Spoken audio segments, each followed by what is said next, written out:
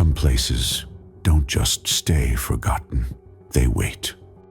In the dead of night, a mother follows her daughter's screams to a town erased from every map. A place where ash falls like snow, sirens warn of nightmares, and the darkness isn't empty, it's hungry. Welcome to Silent Hill, where getting lost is just the beginning. Before we begin, a quick warning. Opening Kill is a horror podcast that contains adult language, disturbing themes, and graphic descriptions of violent acts, especially the kills featured in each film. We also dive deep into plot details and character arcs. So if you haven't seen the movie we're covering, expect full spoilers ahead. Listener discretion is strongly advised. Opening Kill, the horror podcast that slices deep into the genre we love. We're talking slashers, supernatural nightmares, creature features, and everything in between. Every episode, we break down a different horror film. From its killer cold open to its blood-soaked finale, we track the body count, analyze the scares, and give credit where it's gruesomely due. From iconic franchises to hidden gems, you'll find them all here. Hosted by filmmaker and horror scholar Brian O'Connor and Michael Duran, lifelong genre fan and scream scene specialist. So sharpen your knives, turn off the lights, and let's get into it. This is Opening Kill.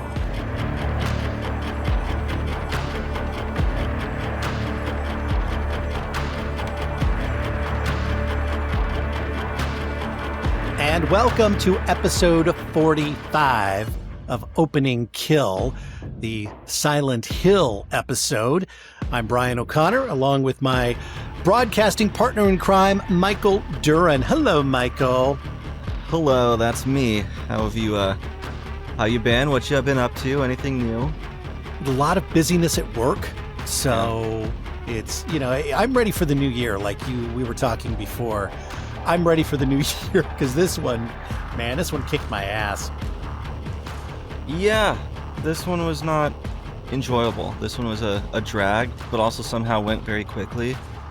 Yeah, not a fan. We can move forward. Let's just Can we fast forward to 2026? See if it's any better. It can only go up from here. That's my attitude right now.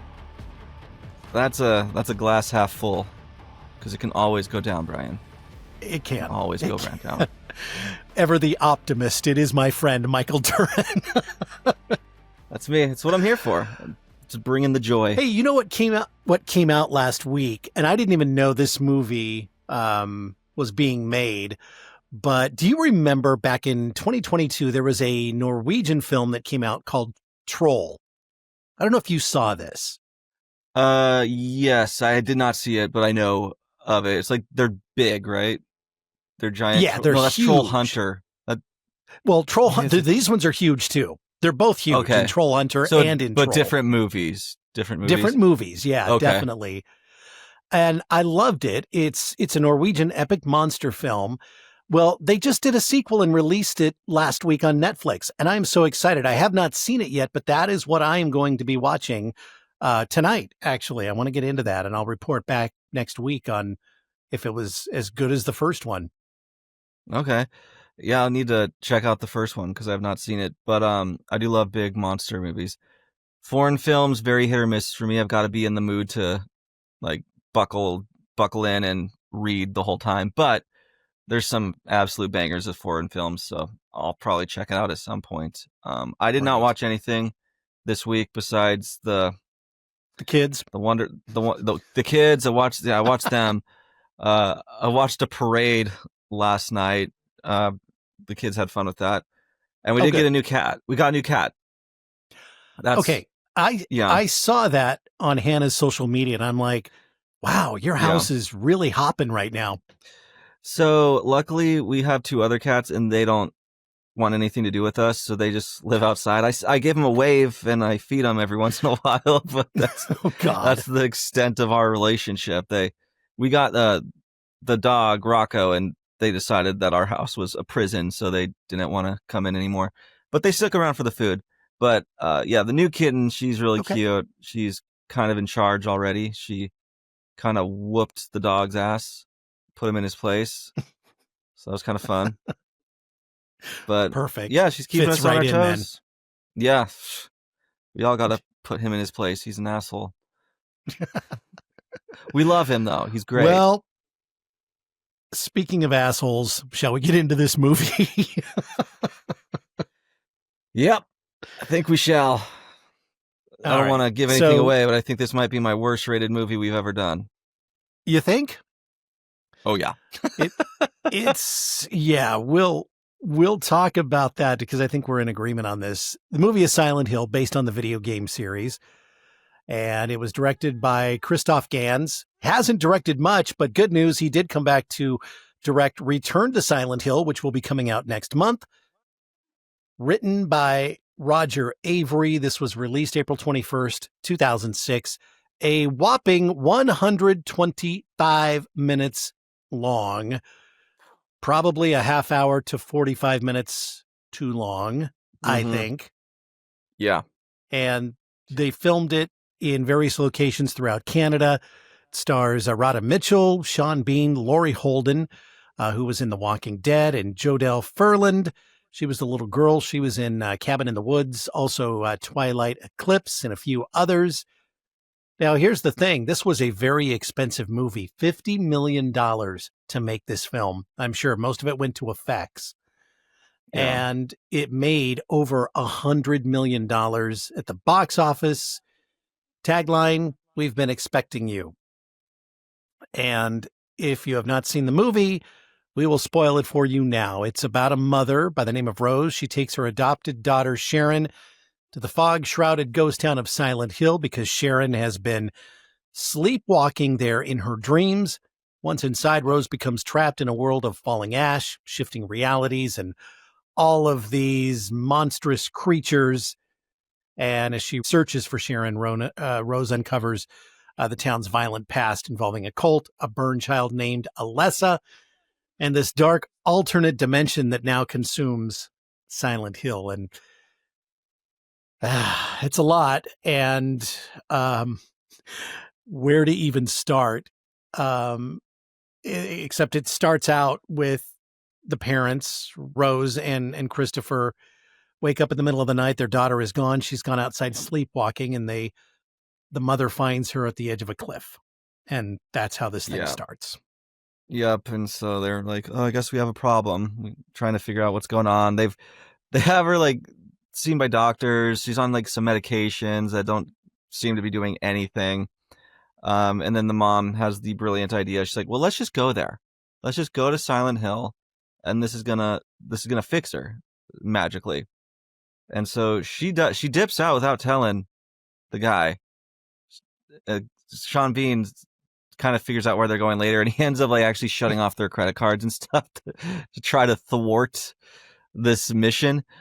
Right. But yeah, she's taking her, and they end up in this little gas station town that seems to be all that's there is this gas station. There's a cop that kind of notices them and gets a little bit suspicious, and she's around asking all the locals like, hey, how do you get to Silent Hill? And they're like, you don't, there's no road there, like it's you don't go there. And she's like, well, I really need to. And so she ends up leaving.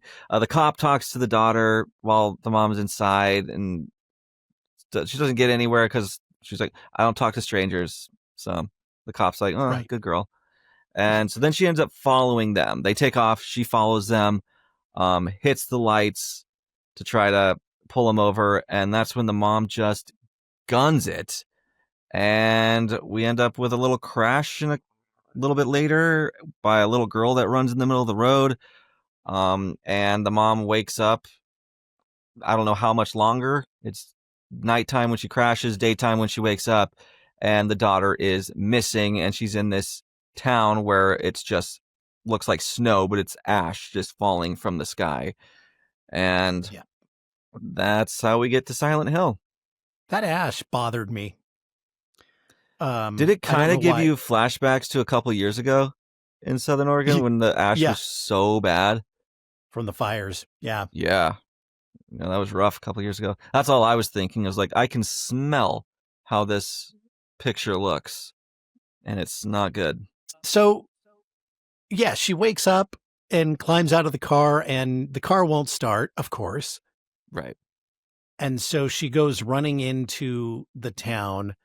She does a lot of running in this movie, and she's running down the street a lot. And I don't know why or where she's going or what she thinks she's doing, but she's just running for no reason to me. That Yeah. jumped out at me. No, that's 90% of this movie is her walking around looking for something. Ooh, a spooky monster jumps out of nowhere. Nothing really comes of that monster. And then things are normal again, walks around more. It just rinse and repeat for 2 hours. That's really what this is. Oh my God, that is so funny. And it's crazy because on. nothing happens with these monsters. They scare her, and that's it. And there's no explanation really for these monsters. There's not a lot of explanation, period. I mean, there's definitely a flashback near the end of the movie, which kind of puts things into perspective, but still, a lot of fans and critics, or I shouldn't say fans, a lot of people who saw the movie and critics, they all agree that this movie was way too long. The plot got very weird and very hard to follow. I think it was Roger Ebert, actually, the late Roger Ebert, who just could not figure out the movie and gave it, I think, 1.5 stars or 2 stars. So it was something very horrible, but he said it was just way too long. It might look beautiful, which it does, but yeah, as far as the plot goes, it gets really weird really fast. So, and I mean, yeah, I think that hits it right on the nail on the head. Is it's confusing. Like I could figure out what's going on. I could Google and really dive into it to really figure out what happened. I just don't care enough to. Like, it's one of those movies that it's just so like, I don't care. And I didn't care while I was watching. I don't care now. It was just a fucking chore to get through this one. But I guess the first little bits of creatures she comes across pretty quickly. She goes into this room, and then she hears like a siren go off, and then all of a sudden everything starts to turn into another dimension almost. Like you see things just like floating to the sky, and it's like replaced with this room with like chain link fence everywhere. She stumbles upon this guy that's like gutted, hanging on the wall, kind of appears to still be alive because his eyes are moving. That was weird. We meet. That was weird. I don't know what's going on there because he should have been dead a long time ago. Mm-hmm. But I guess there's a couple creatures that appear to be dead at first, and then as soon as the siren goes off, they're magically alive. So maybe that's what's going on here. Maybe. And then she meets these little kid things that look like little gremlins and have been horribly burned, and they just kind of scream at her and touch her. Remember? Did you saw Galaxy Quest with Tim Allen, and it was a parody of Star Trek? Yeah. So Alan Rickman's in that one too. There's this scene where they have these little rock creatures and they're little babies, and this reminded me so much of this. I mean, I kind of laughed, and you really shouldn't be laughing during a horror film unless it's supposed to be funny. I don't think was supposed to be funny, but I still laughed. No, you can tell they were trying very hard, and it was not effective because these things are ridiculous.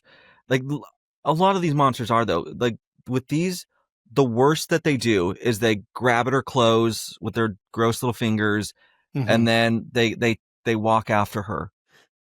Yeah. And that's it, because they do this for like a minute and a half, and then eventually she falls down, and they're right there on top of her, and then it's gone. Everything's fine. Because the siren goes off again, and I guess that's I don't understand how this town works. There's a siren, bad things happen, the sirens again, everything's normal again. And there's just no rhyme or reason to it. I don't understand it. To be fair, maybe you have to play the video game to really understand what's happening here, which should not be the case. If you're going to make a movie based on a video game, you have to make the movie for people who have never seen the video game and put things in perspective. And I've not played the video games. I mean, I love horror video games and love video games in general. This is one that I never played. So maybe we just missed some stuff from the video game that would have made this make more sense, but it's just kind of a complete mess. Yeah, like there's a lot of because there'll be a point where Sean Bean is also in this town as they're there, but they're not in the same space. The Like they're in dimension. the same they'll be in the same room as each other, Right. but they can't see each other. So I don't know how all of that works. I usually don't like multi-dimension stuff because it just gets too messy and confusing, and I'm not a fan. So I have zero idea how this whole town works. Right. There does seem to be a lot of rules. I'm not privy to them. And I'm sure in the video game they elaborate on those further, I would assume. But that is my biggest problem with this movie, is it feels like a video game. Mhm. And you can't just take the formula of a video game and make that into a movie, because they're not the same thing. And it makes Well, it yeah, very boring. with a video game, you're going to be spending anywhere from 25, 30 to 40 hours getting Right. to know the game. And so you're going to know all this. With a movie, I mean, they stretched this into over 2 hours, and yeah, they couldn't possibly pack all the information in. So they should have done this differently. I agree. Yeah, they should have just So, took a yeah. more cinematic approach to it, as opposed to the beat by beat video game approach that they ended up doing. So our opening kill is kind of strange, and it comes in right about this time. She's Yeah. got these charred people, burnt people that are pursuing her, and she screams, and apparently they're sensitive to sound or something, because they like immediately, it's like internal combustion here, and boom, they kind of like disappear. So it's a group kill, and we'll give it Yep. this anyway. The opening kill. Yeah, it's And seven of them. So there's 7 kills, I guess. Yeah, it's kind of hard to track the kills here, but I don't know we're where gonna they with the go, number but 7. we'll say they're dead. Yes, exactly. And we'll also say that it's a butcher knife for me. Not butcher Yeah, knife. I'll Oh give it God, no, that's generous. Butter. I meant butter. I was gonna say, Yeah. I was gonna give it a butter knife too. Just because it didn't really do much. It doesn't do anything for me. It just doesn't feel like there's any danger, and it's almost like these things don't, like I said, I don't know if they die, where they go. It just there's Mhm. no. I just feel nothing towards it. It's just like, okay, Yeah. it just felt like a end scene kind of thing, as opposed to a death. Yeah, I agree. And this is another scene now where she decides to go screaming down the street, trying to find her daughter. And she ends up running into the cop, Sybil, who apparently also wiped out on her bike and was unconscious for the same amount of time. Right. And she attempts to detain Rose, and they decide they're going to walk out, but they discover that the exit road ends abruptly at a cliff. Now the road's Mhm. just mysteriously gone because they're in another dimension now, and it doesn't exist in this dimension. And then we see some creepy crawly creatures coming out of the surrounding hills, and we get Yeah. our next kill, because you get this funky looking armless, almost looks like something in a cocoon that Yeah. is walking toward them. And Sybil, it like, what does it do? It regurgitates some black spits- stuff. Like acid, I think is what it is, because she gets hit in her helmet, and it starts Right. to like eat through it. So she like takes that off, and she just puts a couple bullets in it, and it ends up dying. But Yes. yeah, it kind of just looks like a little scrawny, armless humanoid thing that has a giant hole in its torso that just spits shit out of. I Yeah. don't know. Yeah. That was It kill feels number 8 for Yeah, it anyone feels lazy. playing I don't like how this thing looks. If you're playing the home game version of this, kill Yeah. number 8 is what you need to know there. And here it just continues to get a little stranger. Rose is able to get away. Well, Rose met she that. runs away. She met that little homeless girl first, right? Before Yep. she ran back into Right. Sybil. So that's how that's how Rose discovers that there's no road, because she ends Right. up on the precipice, and then there's like this homeless lady that's Mhm. like talking to her, and she asks her, like, have you seen my daughter? She pulls out her little locket that has the picture of her kid. And the homeless lady's like, that's my kid. And then she kind of gets a little bit violent with her, ends up falling down, and Rose just kind of takes off. And that's eventually she ran into Sybil. But yeah, so I guess there are other people here. It seems pretty abandoned, but we'll discover there are actual people here, but they just keep hidden until it's convenient for them not to. Yeah, she's played by that homeless woman. She's an outcast, as we'll find out, played by Dahlia Gillespie. Or her name is Dahlia Gillespie, played by Deborah Kara Unger. And I mean, there were some decent performances in here from some of the actors. I'll give you that, but you can't just go based on performances alone. You've got to have a movie that is cohesive, and this just felt like it was all over the place. So yeah. So what even happens next? It's such just a blur. We're going to go through it the best we can, but it's really all over the place. We learn about Alessa Gillespie, who is Dahlia's daughter, and she was a girl who was burned by a local religious group who call themselves the Brethren, and we're going to meet them here pretty soon. But the thing is, this keeps going back and forth between dimensions. So her, in the real world, Rose's husband, Christopher, he is now on the hunt, and he gets to Silent Hill, and the cops won't let him cross this bridge to go into town. Right. But he says, my wife and daughter, they came through here, and they're like, oh, okay, we want to talk to you. And so then we meet Officer Thomas Gucci, played by Kim Coates, and Gucci eventually explains that he saved Alessa from the fire years earlier and advises Christopher to stop searching. Again, you're not sure if he's talking about Sharon or Alessa because they're played by the same actress. Right. And I'm still not real sure on the relationship here either, but no, because it's I have no clue. Yeah. Well, and it seems like timeline, I don't know. This seems like it happened a long time ago, but then there's like the people still seem relatively young that have interacted with that time. So I don't know what happened, honestly. I don't think the movie does either. I mean, we find out that there was a coal fire that happened below the city underground, but this fire happened, I think they said 30 years ago. And so, it's trying to keep up with the timeline. It's very confusing. Because like this cop does not look like he would have been a cop 30 years ago. No. Like, I don't know how old he is, but he looks maybe 45-ish. Yeah. If that. I mean, so, if he were maybe in his early to mid 50s, he would have been like a rookie, but I don't know. I mean, he didn't look like he'd been around, that long. Well, and even some of the people in the town that won't talk about Silent Hill, they look like they wouldn't have been around back then, especially like the waitress that they encounter. It doesn't. Oh, she definitely wouldn't have. Yeah, she definitely. Yeah, I don't know how these people would have had any interaction with that town, but they appear to have. So it does just seem like time doesn't work the same way it works other places in this area, which then just makes it more convoluted and ridiculous.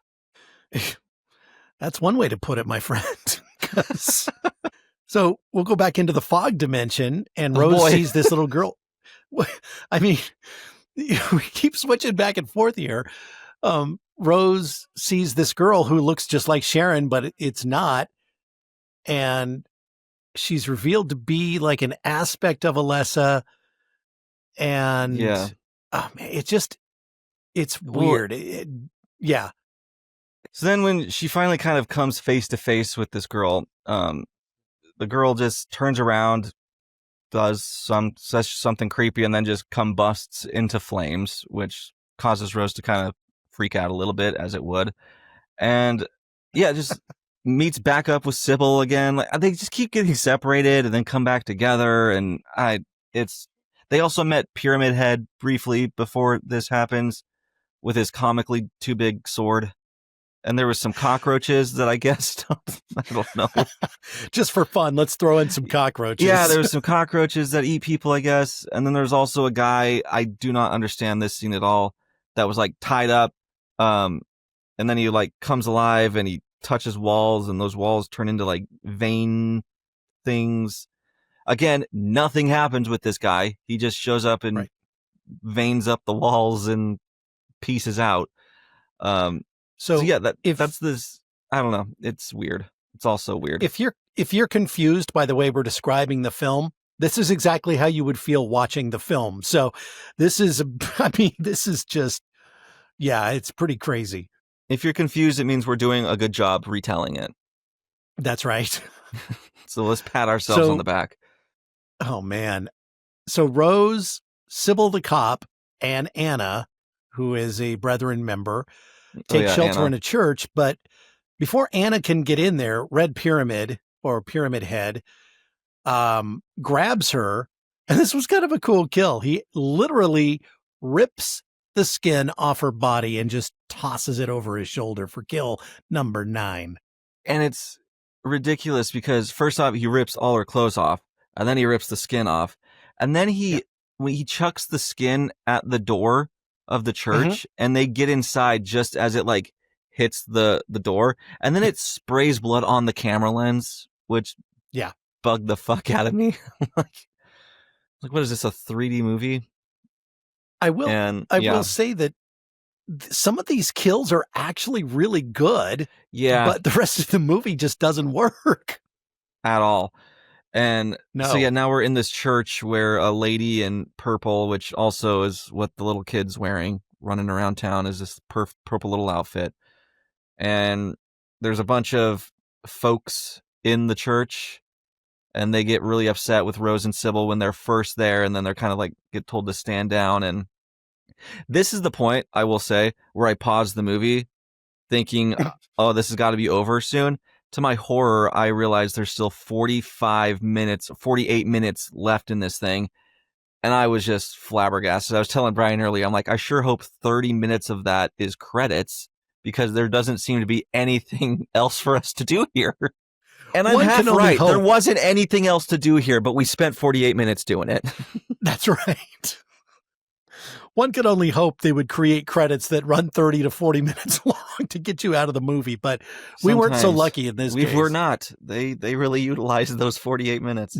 So the Brethren bring Rose and Sybil, who they accuse of being witches, to a hospital, claiming that the entity responsible for taking Sharon in the first place is down in their basement. And we get to meet the Brethren's leader, Christabella, who is played by Alice Krige, who is an amazing actress, been in a million things, probably in more recent times known as the Borg Queen from Star Trek First Contact.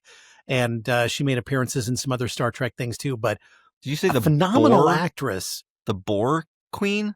Like a the pig? Borg Queen. Oh, Borg. The Borg Queen. The Borg. B-O-R-G. Borg. Okay. Gotcha. The Borg Queen. Is she like a cyborg? So she, yeah. Oh, okay. Kind of. They're human with some technology, kind of put inside them. Yes. Gotcha. So they're both. Okay. Yeah. So a Boar Queen would have been fun too. Oh yeah, absolutely. Queen of the Boars. Yep. Well, it would have fit this movie. Yeah. But so she's in this movie, and she's phenomenal in this movie. Always been a great actress. And she looks at Rose's locket that she has around her neck and sees Sharon's photo in it, and concludes that Rose and Sybil are connected to Alessa, who's the other, like the doppelganger of Sharon. That's the Sharon. Purple dress Sharon. Yes. And so the Borg Queen orders their execution, and Sybil attempts to hold the group back while Rose is able to escape into this elevator shaft, which just gets ridiculous here in a minute. It just gets ridiculous. Oh my God. How many floors do you think this thing dropped? 1 million? Felt like it, because like all the way down into actual hell. Yeah. Where they'll find the masters of this movie. Oh boy. But so Rose, is able to get out of the elevator, and We cut back up to the top, and right before that, actually, Sybil, there's one of the brethren trying to get Rose in the elevator, and Sybil bashes his head in for kill number 10. And then Sybil gets the shit beat out of her by 2 or 3 of these goons from the brethren. Yeah. And you're kind of left with the impression that she's dead, but you're going to find out soon that she wasn't. Nope, of course not. She's going to pop right back up at some point in this film for no reason. Yep. Dude, I'm not going to lie to you, Brian. This part, I was on my phone checking out a little bit. Like, you were on your phone watching the basketball game or something. Doing anything but giving this my full attention. Oh boy. It's rough. Because we get some nurses that are weird. Oh, so okay, so that was kind of a cool thing. I mean, yeah. Before that, no, it's not before that. It is right there. You're right. Yeah, these nurses, they're disfigured. They're dead. She's got her flashlight on and they're coming towards her. As soon as she turns the flashlight off, they just freeze. And now she's going to wind her way through them to get by. And I guess they can still detect sound. Yeah. And then they start attacking each other. So 5 nurses. I don't know why they did that either. It doesn't make any sense. No, it doesn't. It just turns into friendly fire for convenience. Yes. It's got to be. So then, she's able to get out of there without anything happening to her, because that's what happens when any monster comes up around her. She just gets away without them really trying that hard. Yeah, they're really not. The only one who tries is Pyramid Head. That's the only one. And even him sometimes. He could have gotten through the church door, because we saw him get through an ironclad door before, but he just doesn't because the plot wasn't ready for him to yet. No, it sure wasn't. Sure wasn't. So she gets through these nurses after 5 of them that we see kill each other. So kills 11 through 15. And she ends up in Alessa's hospital room. And now we get this flashback, and it reveals that Alessa was socially ostracized for basically being born out of wedlock. And she was sexually assaulted by the school janitor. Random. Christabella. That was the guy who was tied up in the bathroom, right? That's who that was? Yes. Okay. I think that's who that was. Yes, the guy who turns the walls into veins is the pervert janitor that ended up getting tied up by barbed wire and murdered. So yeah, call exactly. back, yeah. Christabella persuaded Alessa's mother to submit the girl for purification, resulting in Christabella setting her on fire during the ritual. And apparently the cop, Gucci, that we met earlier, he attempted to intervene at the time, but the ritual ignited the coal fire that eventually destroyed the town. Alessa ended up surviving, but remained hospitalized in severe pain. And she was in so much pain, Michael, that it caused her soul to split into 2 forms. Who would have known? That's what happens. No, that's just science. That's what happens if you have a really big owie. Your soul gets split in 2. So now we have 2 of them. We have a dark, vengeful manifestation in Silent Hill, and then we have the innocent version, who is known as Sharon, who was adopted by Rose and Christopher De Silva. So there's 2 of them. And how did she get out of there? Who knows? Not real sure, because why? The movie doesn't want to tell us. Because the movie can't tell us, because then it would have to realize how dumb it is. Right. It's like, well, it's just open for interpretation. Like, no, it's just stupid. And then we're almost to the end, thank God, because Thankfully. We're saving you literally an hour and a half of this movie here, condensing it into the 35, I don't want to say best moments, but 35 minutes of this film. So Rose allows the evil girl, Alessa, to merge temporarily with her body. She just walks right into her and boom, they're one. Again, as one does.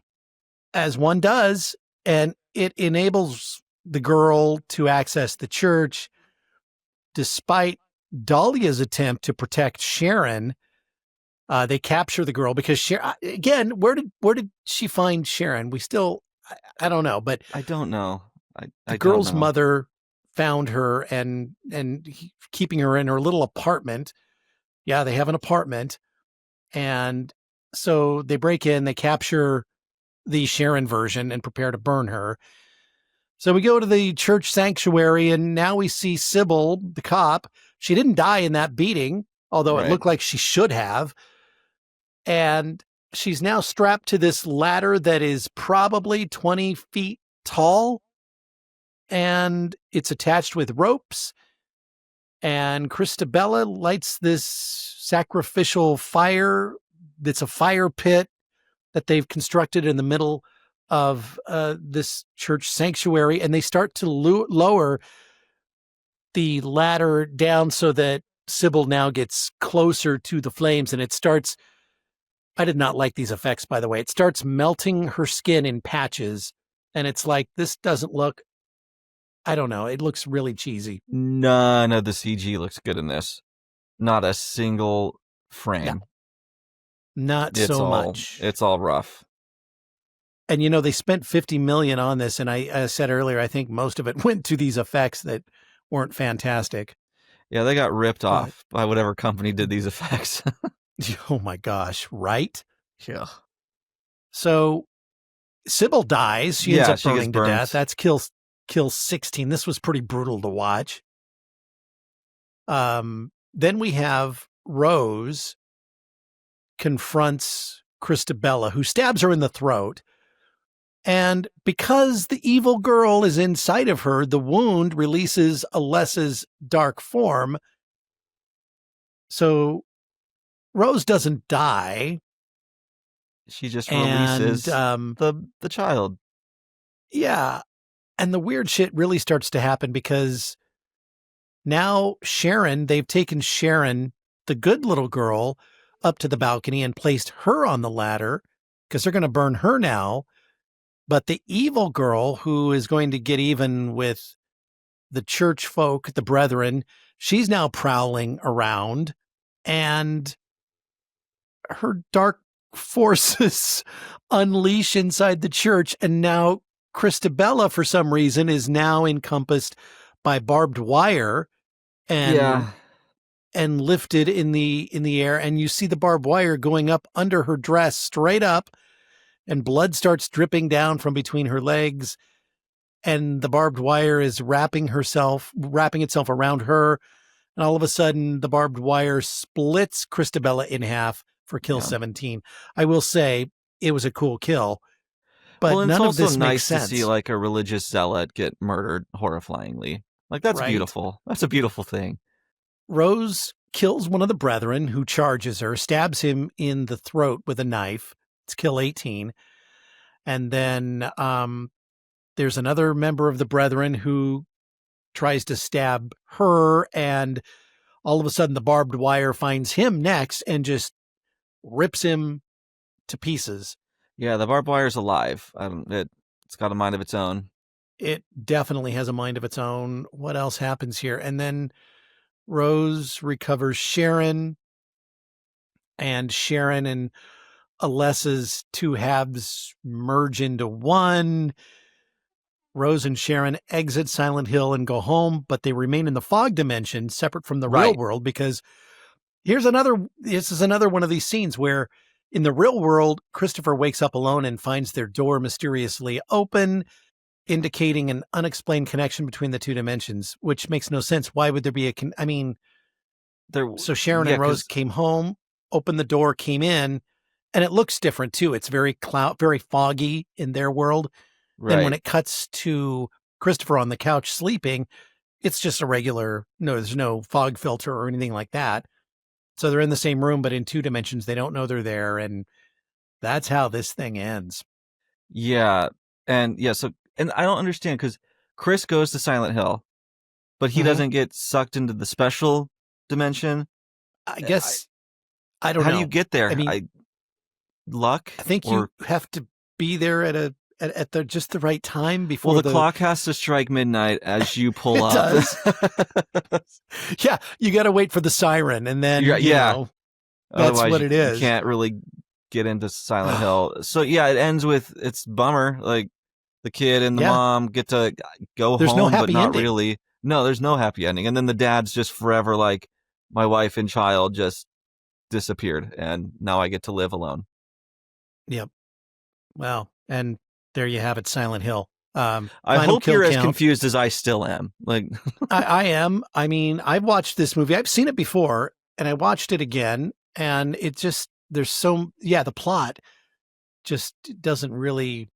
I don't know. It doesn't go where you think it should go. I mean, and they really misused. Like the coolest thing in this movie is the Pyramid Head guy, and they just don't use him enough. And they just don't make him really that scary because he just shows up and disappears willy-nilly. So it's hard to fear anything in this movie. Yeah, Red Pyramid is played by a guy by the name of Roberto Campanella. He's Italian. He is known for basically choreography and stunts. He was in The Strain and also Silent Hill Revelation. So he's more of a behind-the-scenes guy, but you're right. I wish we could have seen more because he was possibly the most entertaining thing in the movie. Right. And no, we don't get anything. We don't get any explanation about who he is, why he wears a metal pyramid on his head and no shirt. My favorite thing about these is I was looking at Letterboxd reviews because I'm like, oh, this movie's going to get drugged. Everyone's going to hate it. No, people like this thing. Yeah. And like 90% of the reviews, though, are thirsty people being like, I wish Pyramid Head would rip my flesh off, too, because that's hot. Wow. People are very attracted to Pyramid Head. Who'd have thought? Wow. Yeah. Who would have thought? Not I. Nor I. I was surprised. I went there like, oh, okay, I guess. I mean, it makes sense. People wanted to bang Nosferatu, too, and he looked like a literal corpse with rotting flesh, so there's no limits on how far horny people will go. No, people, yeah, you're absolutely right. I mean... horny people gonna horny. It's just what they do. That is exactly right. Final kill count, we're going to stick with 19. This could have been much higher, and it probably is, because you think the whole town was burned to death, or a lot of them were burned at 30 years prior in the fire.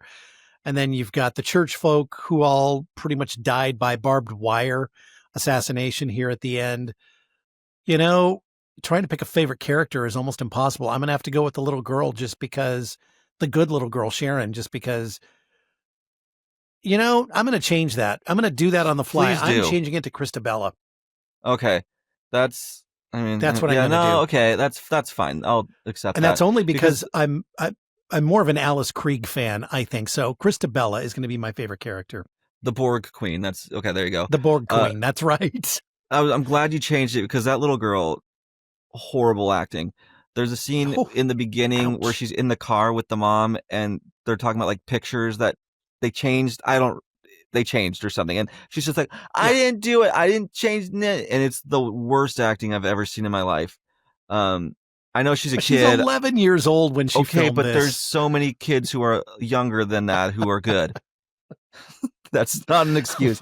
Oh, and then you were telling me how she starred in Cabin in the Woods, and I realized that she was a non-speaking role, so that was perfect for her. I think my favorite's I'm just gonna go with Pyramid Head because he was at least interesting. Yeah. I don't know what he does or what his real name is, but he at least intrigued me a little bit. By the way, Sharon and Alyssa, the actress's name is Jodelle Farland. She's a Canadian actress. I almost invited her on the show, but I'm so glad that I didn't at this point. This would have been really bad because, you didn't, like, I would have actually been hilarious if she was like, I logged in and there she was. I'm like, oh, well, and 90% of the things I'm going to talk about are out the window. I would never spring something like that on you. I would let you know. God, that would have been funny, ahead of time. Because I'm like, well, I'm just going to sit here for this episode. You did wonderful work, my lady. You just turn your camera off. Yeah, I'm like, oh, I'm done. I'll check. See you next week. Oh, my God. The thing is, though, she would probably agree with what most I said. it'd be that would be interesting to talk to her to see what she really thinks of it, looking back on it, 20 years later, just to see. But yeah, And what a definitely. waste of Sean Bean in this movie. Oh, I know. And, I don't think he was very well directed because his character comes off as just, I don't know, flat to me. Yeah, Like like a there's lot of no them like do. really like if my kid was missing and my wife was missing, I would be feral. And he just seems Mm-hmm. very kind of chill about the Yeah. whole thing. But Mm-hmm. I don't Yeah, know. Yeah. there didn't seem to be a sense of urgency. I mean, there was kind of in the beginning, but then he just gives up and that's it. And Yeah. so, yeah, I don't know. I guess and then I like agree. what's your favorite scene? Um, I would say the dead nurse, the deformed nurse scene was Mhm. sufficiently creepy. I did like the way they looked and the way they moved, and that was pretty creepy. So I would say her kind of navigating that. My next favorite were the end credits. Ah, what a good scene. Yeah, Those were because that beautiful. meant I could be free. Yeah. It's like, oh, we're done here. I would say my favorite was just the pyramid head ripping the skin off because that was at least something. And then the the barbed wire kill of the Borg Queen I thought was Christabella. satisfying because she sucks. Yeah, Evil person. So yeah, those two probably the only standouts overall for me. that was actually my favorite kill was Yeah. the Christabella being ripped in half by barbed wire. Yeah, for sure. Yeah, it's kind of sad that my favorites are just the kills because those are like the only things that were like, oh, something happens at least. Something did happen. Yeah. Uh, final girl score two, maybe. I mean, 0. it just seems like there were a lot of decisions that weren't real smart in this. I don't know. Well, guess she just runs off on her own all the time. I mean, just running down the middle of the street for one thing, and you don't know why she's doing it or where she's running. I mean, I don't know. I know she's looking for a little girl, but it just seemed out of place, and she does it a lot. So It's 90% of the movie. So yeah, 0 for me. I refuse to acknowledge her as a final girl. perfect. How screwed are we? Well, I would have been I, fine because I never would have taken my child there in the first place. right. And I would have been calling the police before, I mean, going into a haunted, creepy town like that. I don't know. Yeah, I would have stuck with doctors and, science as opposed to going to a mythical town thing. Right. Yeah. No, I think I would have been perfectly fine because I would never showed up in this movie. Now, here's the fun part. What's your star grade? 1. Yeah. I'll, I want to give it even half a star. Like I hate this movie. This is a shitty dog shit movie. But just because a couple of the creature designs were cool, a lot of them weren't cool, but a couple were legitimately cool. I'll give it 1 star. So, because of the production value, the scenic design, and some of the kills, I'm going to give it a 2. If it weren't Okay. for those, I think I would be down there with a 1 as well. I hate movies that are just so confusing that you have no idea what's going on through most of it. And that's kind of this. And I didn't like the way that they did the flashback, the filter that they used on it, like you're watching an old timey movie, but Yeah. there are ways of doing that. I didn't think that was necessarily the way to convey that flashback. And I was more No. distracted by the effect they were using than actually paying attention to what the message was in that flashback. Well, and the problem with that flashback is that it's explaining the past like 2 hours of nothing that this movie is. It's Mhm. just such like I don't mind exposition dumps. I honestly I don't. A lot of people do. I really don't mind them, but this is one that's just so like it's so just it has to explain why the rest of this movie exists when it shouldn't. And so it's just Right. it's shit. I hate everything about it. It's not a good exposition dump. It's just so heavy-handed and I wouldn't have minded it if what came before was maybe 45 minutes, Yeah. but the fact that it's so long of nothing that then has to be explained by this ridiculous exposition dump. It's just painful. It is. I agree. So, Michael, are you ready for your slasher survival tip? You hit me with it. Why not? If the town suddenly shifts into a hell dimension and the walls start melting, that is not your cue to explore deeper. That is your cue to walk away from the spooky noises like a responsible adult. I love that. I wish she would have done that. Then we could have been spared. Yeah, I wish that she would have done that at the very outset when she first stepped foot in the town, and then we could have had like a 30-minute short film that would have been, maybe you could have added on to later. That would have saved us, I think. Or she could have just not kidnapped her kid. Well, there's that. There's that too. I mean, there's totally that. Yeah, we didn't even really touch on that. She straight up's a kidnapper. Yeah. Yeah, the fact she didn't even tell her husband that No. she's taking the kid, and he's trying to call her all day, and she's not answering. She's sending him to voicemail. So that is Silent Hill. Watch it at your own peril. Yeah, just don't. Just take what we told you and realize it's not worth watching. And I'm sure the video game is much better. So if you're a fan of the video game and you don't like us bagging on this movie, go play your video game. And Right. Maybe we'll review that in some other podcast someday. I won't. Okay, good. I think I'm done with Silent Hill. All right, your scare preview coming up. First, let's say hi to Courtney from Jaunty Hunts, who is an amazing podcaster. She created this show literally about the same time we created this one. We debuted the same week in October of 2024. And for 30 years, she kept a secret that she could see ghosts. And now she is telling her story.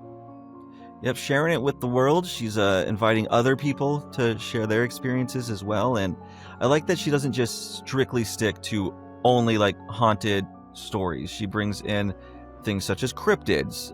She does so many other cool paranormal creature type of episodes to keep you entertained, no matter kind of what you're really interested in. There's going to be something for you with Jaunty Haunts. So check that out wherever you get your podcast.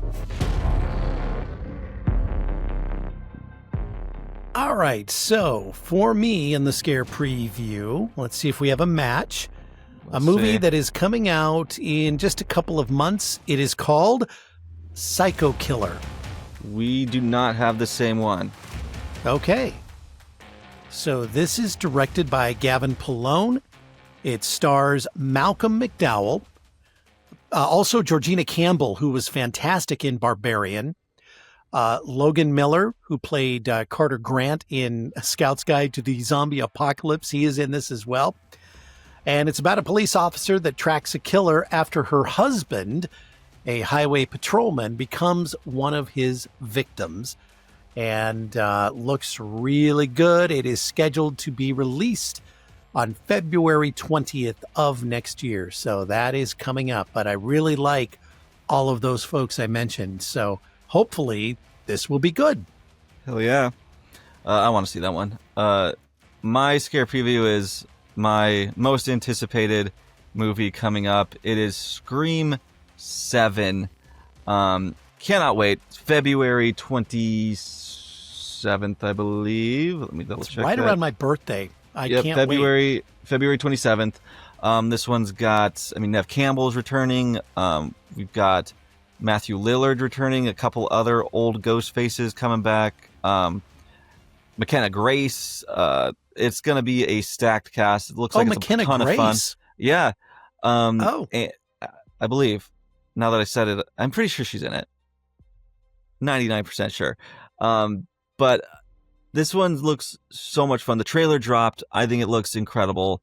I'm going to be there the first showing I possibly can. This is the movie I'm looking forward to the most, and it's been my most anticipated since it was announced years ago. So almost here finally.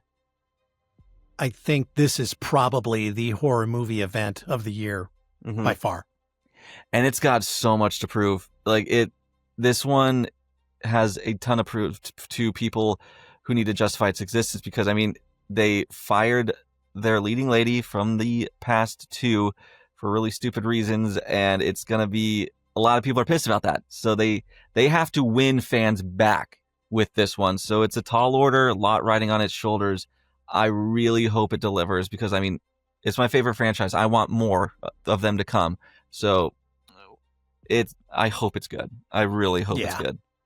Me too. It was kind of like I was hoping the same thing for I Know What You Did Last Summer. And I mean, it was all right. I know you enjoyed it, but for me, wasn't what I was hoping for. I hope Scream is different because I love that franchise too. Mm-hmm. So I guess we will see here coming up in a couple of months or so.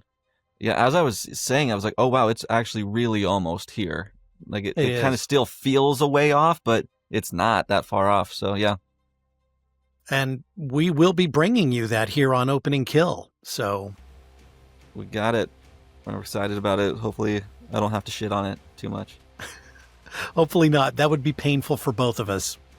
That would hurt my soul in ways I can't even imagine. Well, coming up next week to get into the holiday spirit, we have Jack Frost. We're really doubling up on the shit. oh boy. It's, I haven't seen it yet. So, oh, you haven't? Not yet. Okay. I've seen it, but it's been 20 years. Okay. So we'll see. Okay. Yeah, I'll watch it and we'll do this and we'll give you our thoughts on that as well. In the meantime, please subscribe to us. You can follow us on Instagram and Facebook and make sure you tell all your friends about us. And we're on YouTube. The video version of this appears on YouTube in all its glory. Yeah, so you can see the faces behind the voices and some fun backgrounds that we've got going on. So if you need something visual to keep your attention, video version is available. Audio is also available on YouTube, so it's kind of like a one-stop shop if you want it to be. But yeah, be sure to rate, review, share the podcast with anyone who might like it. That definitely helps a lot. And if you want to email us, you got some comments, concerns, shoot us an email, openingkillpod@gmail.com. Sounds like a plan. Well, Michael, I will see you next week. Can't wait. It's going to be a good one. Well, maybe. it won't be. Opening Kill is produced by Mystic Cloud Productions and hosted by Brian O'Connor and Michael Duran. New episodes drop every Thursday wherever you listen to your favorite podcasts. And don't forget, you can watch the video versions on YouTube. See you next time, if you survive the opening kill.